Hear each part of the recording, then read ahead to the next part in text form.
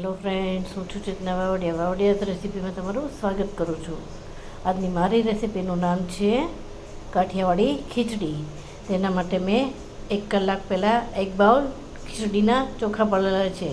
તેમાં આપણે મગની ઠરી દાળને પણ અડધી વાટકી પલાળીને રાખી છે. તેને આપણે 15થી 20 મિનિટ માટે પલાળવા દેવાની છે.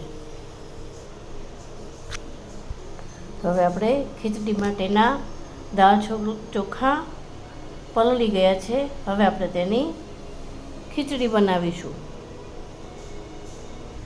હવે આપણે કુકરમાં પલાળેલા ચોખાને નાખીશું. હવે આપણે તેમાં પલાળેલી છડી મગની દાળ નાખીશું. હવે આપણે તેમાં જોઈતા પ્રમાણમાં પાણી નાખીશું. આ પાણીને આપણે 5 મિનિટ માટે ઉકળવા દઈશું.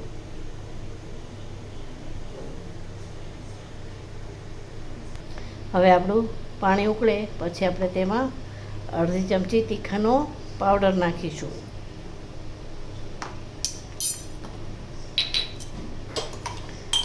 સ્વાદ મુજબ મીઠું લઈશું. હવે આપણે તેમાં અડધી ચમચી હળદર નાખીશું. અડધી ચમચી જેટલી હિંગ નાખીશું. આ બધાને આપણે મિક્સ કરીશું. આ બધું હવે મિક્સ થઈ ગયું છે. આપણે તેમાં 2 થી 3 ચમચી જેટલું ઘી નાખીશું.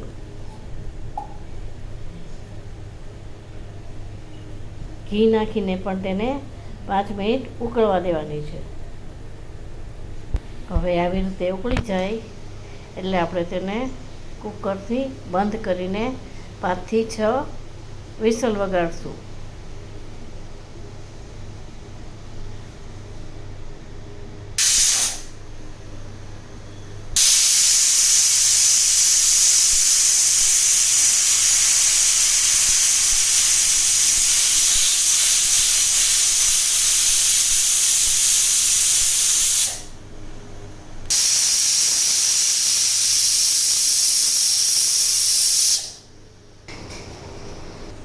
હવે આપણી કાઠિયાવાડી ખીચડી તૈયાર થઈ ગઈ છે.